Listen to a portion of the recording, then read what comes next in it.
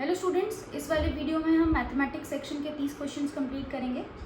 तो हम लोग जो पेपर सॉल्व कर रहे हैं वो है अगस्त 2023 का पेपर नंबर 1। ठीक है, तो चलिए स्टार्ट करते हैं। तो सबसे पहले देखेंगे हम क्वेश्चन नंबर 31। क्वेश्चन नंबर 31 क्या कहता है? Which of the following statements about nature of mathematics are most appropriate. निम्नलिखित में से कौन से कथन गणित की प्रकृति के बारे में सबसे उपयुक्त हैं? तो पहला ऑप्शन क्या दिया हुआ है? It helps the child to be creative, बिल्कुल। It helps in nurturing the child's imagination, हाँ बिल्कुल ये भी सही है। It is based on deductive reasoning, ये बिल्कुल भी ठीक है। फिर नेक्स्ट ऑप्शन है इट इज़ ऑलवेज कन्वर्जेंट। नहीं, इस ये ऑप्शन सही नहीं होगा। कन्वर्जेंट नहीं होती है, डाइवर्जेंट थिंकिंग की बात करते हैं हम लोग। तो क्वेश्चन नंबर 31 के 3 ऑप्शन सही हैं, ए बी सी। तो इसका जो करेक्ट ऑप्शन होगा वो होगा ऑप्शन नंबर 1। तो 31 का जो करेक्ट आंसर होगा that is option number 1, A B C. Now moving to question number 32. To develop appreciation for mathematics among children, a teacher performs the following activities in the class. Choose the one which is not effective to achieve her objective. एक teacher है, वो गणितीय अभिरुचि को विकसित करने के लिए कक्षा में किसी तरीके की गतिविधियाँ कराती है। तो हमें ये पता करना है कि उसमें से कौन सी प्रभावी नहीं है। She always praises the student who achieve highest marks in the class in the term and examination. देखो, प्रेस कर रही है मतलब डिस्क्रिमिनेट कर रही है, बाकी बच्चों के कंपैरिजन में उसको ज़्यादा सराहना मिल रही है। तो यही ये क्वेश्चन जो है वो इसका जो ऑप्शन है वो यही सही हो जाना चाहिए कि ये एक इफेक्टिव मेथड नहीं है। बाकी आगे और ऑप्शंस देख लेते हैं। She shows to children the videos on Indian mathematicians and their contributions, बिल्कुल ये एक अच्छा तरीका है। She gives mathematical puzzles and magic squares to be solved in the class, ये भी एक अच्छा तरीका है। She establish a mathematics corner in her class where students can perform various mathematical activities, ये भी अच्छा तरीका है। तो मतलब यही एक ऑप्शन हुआ जो एक अच्छा तरीका नहीं है। तो 32 का option number 1 is the correct answer. Moving to question number 33। Question number 33 कहता है which of the following statement is not correct. कौन सा स्टेटमेंट सही नहीं है? Errors of the student give information about their thought process, बिल्कुल देते हैं। Errors in mathematics are part of learning, हाँ बिल्कुल होते हैं। Errors in mathematics help teachers in planning their lessons, हाँ जी बिल्कुल ऐसा होता है। Errors of the student should be overlooked as pointing errors will demotivate them, देखिए नेगेटिव वर्ड आ गया, डीमोटिवेट देम, तो यही ऑप्शन हो जाएगा क्योंकि बोल रहा है नॉट करेक्ट, तो it is the correct answer. तो इसका जो करेक्ट आंसर होगा वो क्या होगा? ऑप्शन नंबर 4, क्योंकि बाकी सारे statements are right, this statement is wrong. तो आंसर विल बी 33 का question option number 4। Now moving to question number 34। Which of the following statement is not correct about assessment. ठीक है, बोलता है norm referenced assessment is useful in diagnostic teaching and remedial teaching. Criterion reference assessment is to evaluate the mastery learning of the students.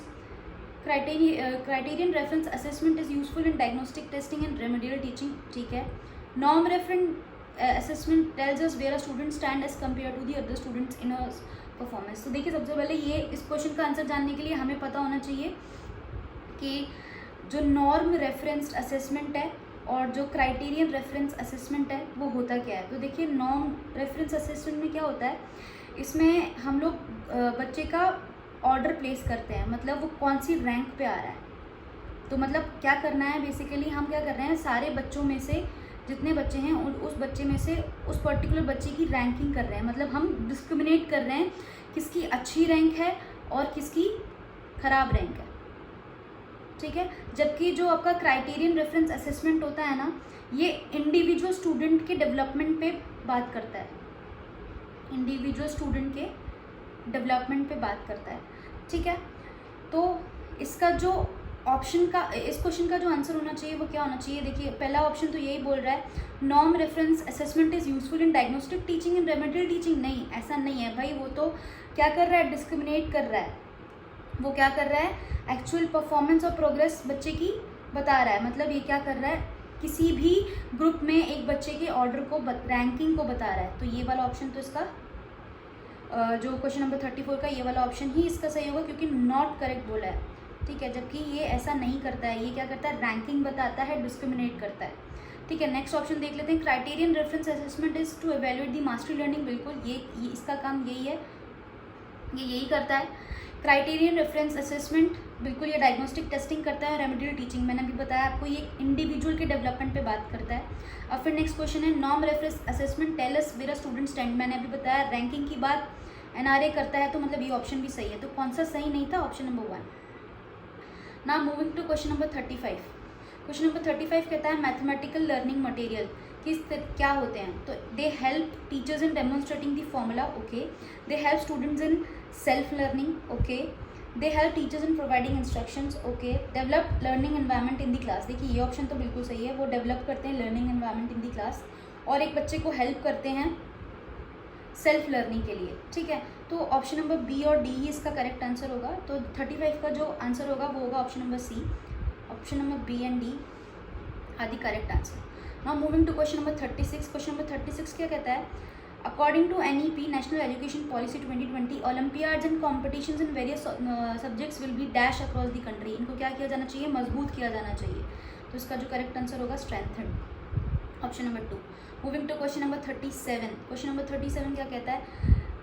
अधिक, कम, लंबा, छोटा, दूर, समीप, बड़ा, छोटा आदि अवधारणाएं क्या करती हैं? Concepts like more, less, long, short, far, near, big, small etcetera they are important pre number concepts, ये महत्वपूर्ण पूर्व संख्या अवधारणाएं हैं, ठीक है। तो क्वेश्चन नंबर 37 का आंसर हो गया option number 4। Moving to question number 38 कहता है according to the NCF framework, मतलब National Curriculum Framework 2005, classroom researchers have indicated a fairly systematic devaluation of girls as incapable of mastering mathematics even when they perform well in mathematics.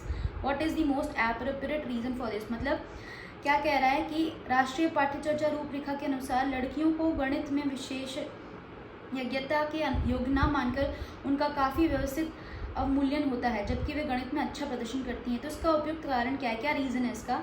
तो poor performance of girls in mathematics is due to the fear of mathematics prevalent in them, नहीं, ऐसा नहीं है, ये कारण नहीं है इसका सही। Mathematics by its nature is a male dominated subject, नहीं, ये भी इसका करेक्ट आंसर नहीं है। Gendered constructs of society have led to the believe that boys use more innovative strategies for problem solving and thus have better conceptual understanding.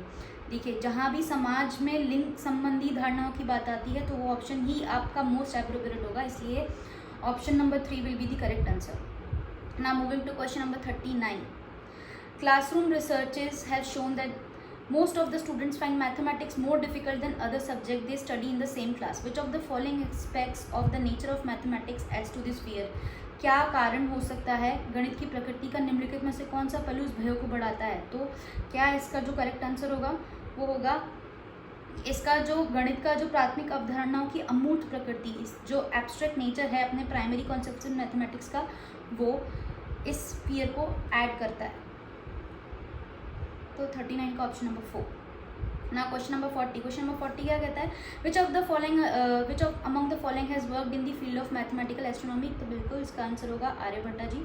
फिर question number 41। Question number 41 कहता है a vegetable seller was selling spinach for ₹60 per kg. Sonu purchase 350 gram of spinach for which the vegetable seller took ₹21. कैसे लिए उसने? 6 करके लिए सोनू से।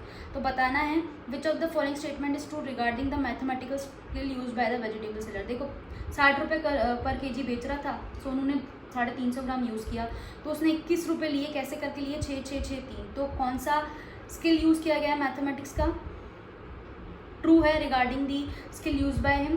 तो देखिए, सबसे इंपॉर्टेंट चीज़ इसका जो the mathematical skill is ambiguous नहीं, अस्पष्ट नहीं है भाई, बहुत स्पष्ट है, तभी उसने 21 ले लिए हैं रुपए।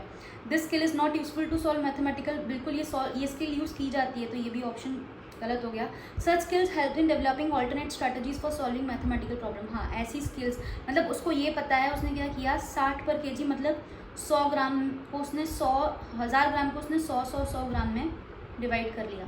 तो 100 के लिए उसने 6, उसको पता है 1000 ग्राम 60 रुपये का है, तो 100 ग्राम 6 रुपये का होगा, तो उसने 6 किया। फिर उसने देखा कि 50 ग्राम है, तो उसका उसने और आधा कर दिया, 6 + 6 + 3 इज इक्वल्स टू 21, तो उसने वैसे लिए। तो इसका जो आंसर होगा वो होगा ऑप्शन नंबर 4, ठीक है। क्वेश्चन नंबर 41 का option number 4। Now moving to question number 42। Which of the following depicts a situation where children are constructing knowledge on their own. खुद से ही बच्चे कौन सी परिस्थिति यह दर्शाती है कि बच्चे ज्ञान का निर्माण स्वयं कर रहे हैं? तो ऑप्शंस देखेंगे हम लोग। The best student in the class reads aloud the multiplication table and rest. भाई ये स्वयं से नहीं हुआ, ठीक है। Childrens are reciting multiplication, reciting नहीं, ये भी कोरस में रिसाइटिंग करना, वो खुद से ज्ञान का निर्माण कर रहे हैं, नहीं हुआ। Childrens are given manipulatives like number, grids, tokens arranged in rectangular arrays and they are exploring multiplication patterns using them. बिल्कुल ये आंसर इसका 3 होगा, करेक्ट, ऑप्शन नंबर 3, ठीक है, क्योंकि वो स्वयं से उसमें ज्ञान अर्जित कर रहे हैं। Question number 43, which of the following is the most appropriate way to help a primary school learner visualise the equivalence between the fraction 2/3 and 4/6। तो भाई इसमें है ना हम फ्रैक्शन डिस्क यूज़ करते हैं। फ्रैक्शन डिस्क क्या होती हैं, सपोज करो मैंने एक सर्कल लिया है, उसमें मैंने इसको इतने पार्ट में डिवाइड कर दिया, तो ये इसका हाफ पार्ट हो जाएगा, ये इसका 1/4 और ये इसका 1/4। ये इस तरीके से हम क्या करते हैं, सर्कुलर फ्रैक्शन डिस्क, जो सर्कुलर डिस्क होती है उनको अलग अलग पार्ट में डिवाइड करके बताते हैं, बच्चे को सिखाते हैं कि किस तरीके से वो इन फ्रैक्शंस को विजुअलाइज कर सकते हैं, ठीक है। तो इसका ऑप्शन होगा option number 3। Now moving to question number 44. A teacher uses role play method in mathematics class. Her aim is, teacher क्या कर रही है, गणित में रोल प्ले कर रही है, भूमिका निर्वाह विधि का प्रयोग करती है। उसका क्या उद्देश्य है, उसका उद्देश्य जो होगा वो आइडियाज़ को प्रोजेक्ट करना, बच्चों को एंटरटेन करना नहीं, बच्चों को बिजी रखना नहीं, डिसिप्लिन मेंटेन करना नहीं, आइडियाज़ को प्रोजेक्ट करना, विचारों का बहिर्वेशन। नाउ क्वेश्चन नंबर 45 क्या कहता है, subitising plays an important role in developing the number sense, ठीक है। Which of the following is an example of a student demonstrating the skill of स्यूबिटाइजिंग।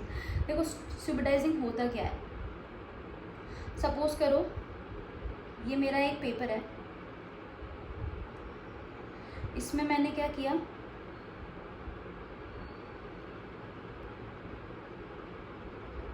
मैंने बच्चे को ये पेपर दिखाया और मैंने उससे पूछा कि तुमने इसमें कितने चिन्ह बने हुए हैं। तो बच्चा ना बिना उनको काउंट किए बस एक बार झलक देखने पे ही बता पाए कि एक्चुअली कितने डॉट्स अवेलेबल हैं उस पर, ठीक है। तो या तो बच्चा क्या करेगा, पहले इन 3 का एक ग्रुप बना के देखेगा उसको, या इन 3 का ग्रुप बना के देखेगा, या हो सकता है कि वो इन 3 का ग्रुप बना के देखे, इसको एक अलग देखे, इसको एक अलग देखे, तो वो टोटल बता पाए कि हाँ भाई 6 इस पर क्या हैं, डॉट्स हैं। तो इसमें ऑप्शन क्या होगा कि एक स्टूडेंट है वो डाई मतलब जो आपका पासा है उसको फेंकता है और बिना काउंट किए उसके डॉट, जैसे मान लीजिए उस पर पासे पे 4 डॉट आ रहे हैं, तो बिना काउंट किए बता दे रहा है कि 4 डॉट्स हैं इस पर्टिकुलर पासे के फेस पे, तो वही होता है स्यूबिटाइजिंग, ठीक है। तो इसका जो आंसर होगा वही होगा, ये वाला एग्जाम्पल है, a student rolls a die and is able to say it is 4 without actually counting the dots, ठीक है। क्वेश्चन नंबर 45 के बाद क्वेश्चन नंबर 46 की बात करते हैं। Priyadarshini mix 4.8 kg of almonds, 2500 gram of raisins and 3.5 kg of cashews and packs the mixture equally into 3 dozen packets. What is the weight of each packet? देखो अब उसने क्या किया है, 4.8 kg, 2500 ग्राम है, तो 2500 ग्राम को मैं अगर केजी में कन्वर्ट करूँगी तो 2.5 kg हो जाएगा और 3.5 kg। उसने इन सबको मिलाया है और इक्वली 3 पार्ट्स में डिवाइड किया है, तो अगर वो इन सबको मिलाएगी तो कितना हो जाएगा, ये 8, 5 × 5 = 10, 18, 8 1 हासिल 10.8 kg। अब 3 पैकेट्स में डिवाइड किया तो मतलब हर एक इंडिविजुअल पैकेट में कितना हो जाएगा, 3.6, तो हर एक इंडिविजुअल पैकेट में 3.6 kg है, ठीक है। अब हमें पता है कि एक डजन में 12 आइटम्स होते हैं, ठीक है, 12 आइटम्स। उसने वेट ऑफ ईच पैकेट पूछा है, तो एक 3.6 है 12 आइटम्स का, तो एक आइटम का निकालने के लिए मैं क्या करूँगी, 3.6 को डिवाइड बाय 12 करूँगी, जो आएगा 0.3 kg। अब उसने ऑप्शंस किस में दिए, ग्राम में, तो 0.3 kg को मैं ग्राम में कन्वर्ट करूँगी तो इंटू 1000 करूँगी, तो मेरा जो आंसर आएगा वो आएगा 300 ग्राम। तो हर एक पैकेट का वेट कितना होगा, 300 ग्राम। तो क्वेश्चन नंबर 46 का आंसर इज 300 ग्राम। ना question number 47, the side of square is 5 centimetre, ठीक है। How many times will the new area become if the side of the square is double. देखो पहले क्या था, 5 सेंटीमीटर था, स्क्वायर का एरिया होता है साइड इंटू साइड, ठीक है, साइड इंटू साइड। तो पहले थी 5, तो ये हो जाएगी 25। अब उसने क्या किया, डबल कर दिया, मतलब 5 की जगह 10 हो गया एरिया। अब 10 का स्क्वायर करेंगे तो 100 आएगा, तो 25 का 4 गुना हो गया, है ना। 25 4 = 100 होता है, तो कितना हो जाएगा, जो साइड ऑफ द स्क्वायर अगर डबल करेंगे तो नया एरिया 4 टाइम्स हो जाएगा। Now moving to question number 48, which of the following groups have all 3 dimensional shape. देखो सारे 3 डायमेंशनल शेप, मतलब ये वाला ऑप्शन इसका सही होगा। क्वेश्चन नंबर 48 का option number 4, cube, cuboid, sphere और सिलेंडर। इन सारे ऑप्शंस को, इन सारे शेप्स को हम लोग 3 डायमेंशन में डिस्क्राइब कर सकते हैं ना। Question number 49, Sangeeta wants to buy a soap that cost ₹10। She has a 5 rupee coin, 2 1 rupee coin and 5 50 पैसे कॉइन। कितने पैसे और चाहिए होंगे उसको सोप खरीदने के लिए? तो देखो 5 रुपये का है एक कॉइन, 1 रुपये के हैं 2 कॉइन और 50 पैसे के हैं 5 कॉइन। तो यहाँ तो हो गए 5 × 1 प्लस 2 × 1, मतलब 7 रुपये प्लस, अब 50 पैसे प्लस 50 पैसे मिला के कितना होता है? 100 पैसा होगा, मतलब 1 रुपया। तो मतलब उसके पास 2 रुपये और हैं, क्योंकि 50 कॉइन है ना। तो 7 प्लस 2 रुपीज़ एंड 50 पैसा, तो उसके पास कितने रुपए हुए? 9 रुपये 50 पैसे। उसको और कितने पैसे की ज़रूरत है? तो 0.5 रुपीज़ की और ज़रूरत है, क्योंकि 10 रुपये का है। ठीक है। Question number 50, which of the following group of fraction is in an ascending order. Ascending मतलब होता है छोटे से बड़ा और डिसेंडिंग होता है बड़े से छोटा। तो हम देखेंगे, पहले 1/4 को मैं कन्वर्ट कर लेती हूँ। 0.25 आता है, 1/3 जो है वो 0.33 आता है और 1/2 जो है वो 0.5 आता है। तो छोटे से बड़ा देखना है, तो सबसे छोटा कौन सा होगा इसमें? 1/4 होगा। ठीक है। फिर उसके बाद 1/3 मतलब 0.5 होगा, 0.25 होगा। उससे छोटा कौन सा है अपना? 0.33 और उससे छोटा, मतलब सबसे बड़ा है आपका 0.5, उससे छोटा 0.33 और सबसे छोटा 0.25। तो this is the correct answer. Now moving to question number 51। Question number 51 क्या कहता है? मिसिंग नंबर बताना है गिवन पैटर्न में। तो देखो 1 6 15 -45, इसको कैसे लिखा हुआ है? 1 × 1 लिखा है। अब इसको 2 × 3 लिखा है। आगे एक नंबर बढ़ाओ, 3 × 5 लिखा है। तो देखो यहाँ एक एक नंबर की इंक्रीमेंट हो रहा है और यहाँ पे 2 नंबर का इंक्रीमेंट हो रहा है। ठीक है, 3 से 5। अब मतलब यहाँ अगर एक नंबर का इंक्रीमेंट होगा तो यहाँ 4 आएगा, और 5 से अगर 2 नंबर का इंक्रीमेंट होगा तो 7 आएगा। तो 4 7 से 28। तो ये इसका करेक्ट आंसर हो जाएगा 28। 51 का ऑप्शन नंबर 2। ना क्वेश्चन नंबर 52। क्वेश्चन नंबर 52 क्या कहता है? रेशियो बताना है most common and rarest blood group का, सबसे अधिक और सबसे कम पाई जाने वाली। तो सबसे अधिक कौन सा पाया जा रहा है? 12, और सबसे कम पाया जा रहा है 3। तो 4:1, 3 के टेबल से ही चला जाएगा। तो this is the correct answer.